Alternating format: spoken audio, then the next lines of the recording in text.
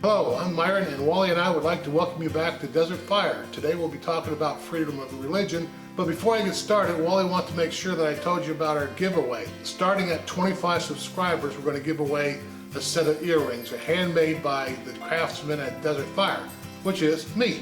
As you can see, the ones that I made are pretty simple right now. Then every 25 subscribers after that, we're going to give away an additional set of handcrafted earrings. And they'll get more complicated and complex as the number of subscribers increase.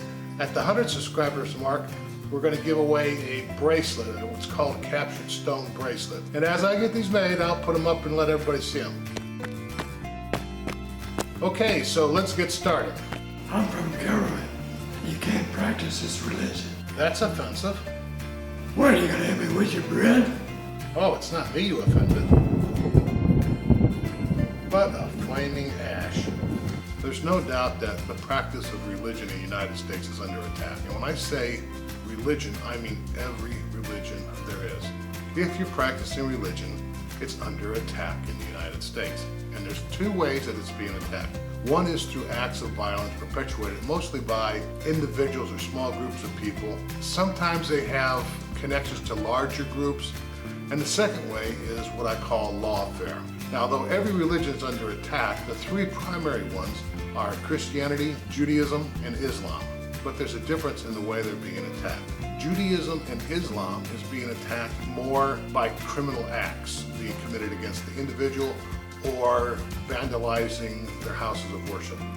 Where Christians, though they do suffer some attacks and some vandalism, it's not on the scale of what the Jews and the Muslims are suffering, but the attacks against Christians are coming from what I call lawfare.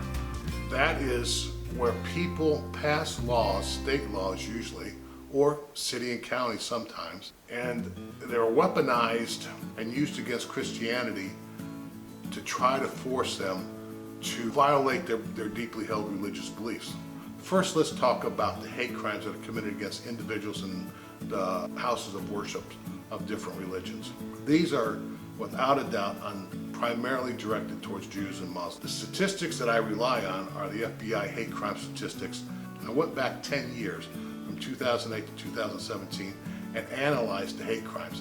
The first graph I have up shows the total number of religious hate crimes by year from 2008 to 2017.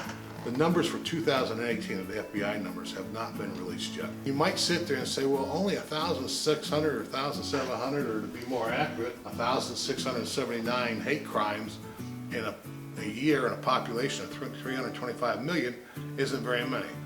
That's true, it's not.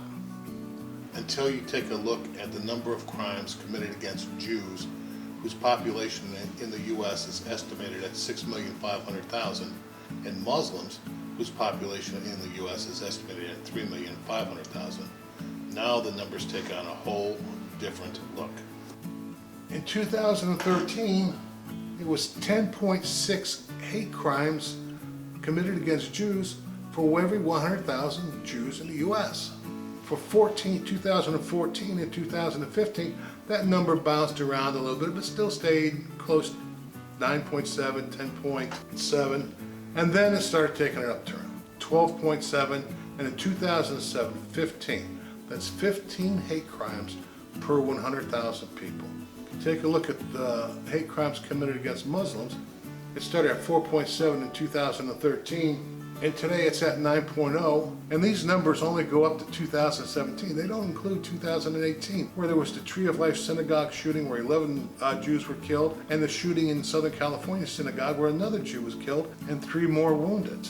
That's pretty shocking. The second method of attacking religion in the U.S. is what I call lawfare. The religion that's bearing the brunt of this assault is Christianity. And lawfare is where a state will pass a law that has the potential for conflicting with the First Amendment's guarantees on religious freedom, and then certain groups will weaponize this law and to try to deny a person the right to practice their religion. The most famous example is the Masterpiece Cake fiasco out of Colorado, where a deeply religious individual declined to bake a wedding cake for a same-sex marriage.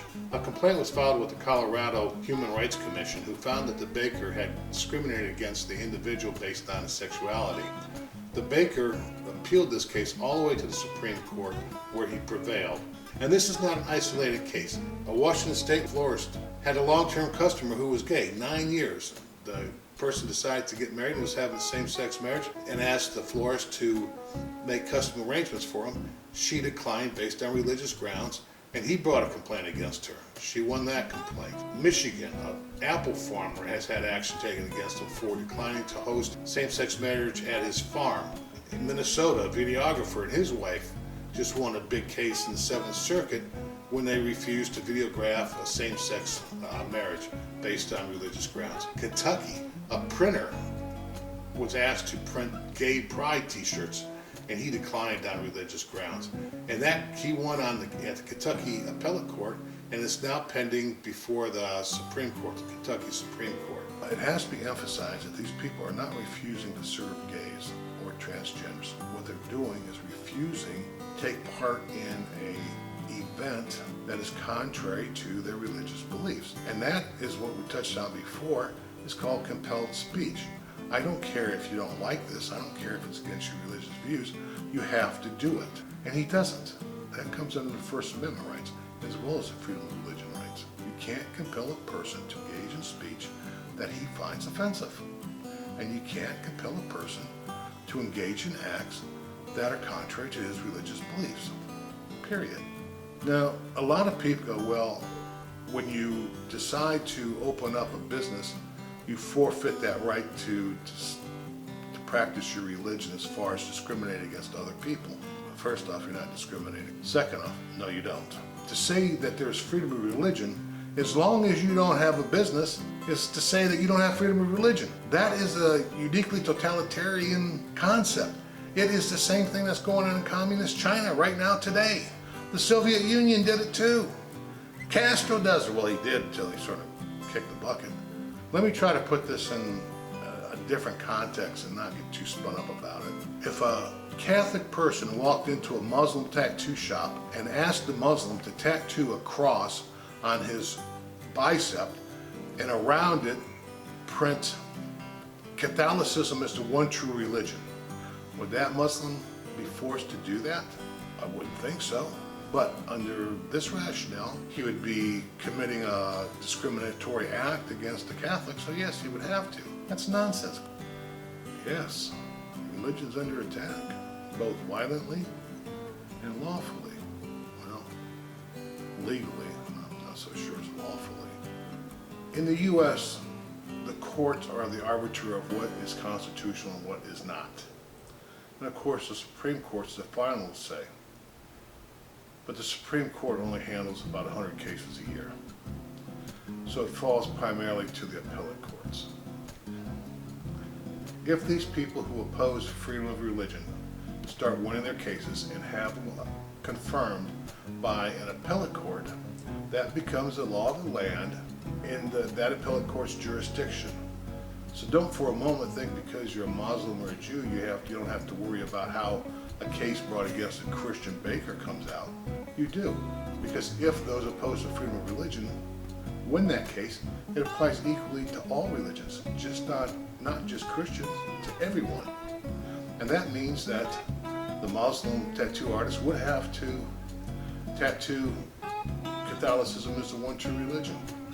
And the only option to not cater to that party, or not baking that cake, or not making that flower arrangement, is to get out of business or go to jail, or pay really large fines. So yeah, it's a real problem. When I was researching the attacks on freedom of religion in the States, I sort of got sidetracked and started looking at it globally. And the problem is so severe that I think the next video I want to do is on global freedom of religion problems. And I think you'll be surprised at what's going on. So until then, I'd like to leave you with something upbeat. So Notre Dame's undefeated at 1-0. Keep smiling. Hope to see you next week. Bye-bye.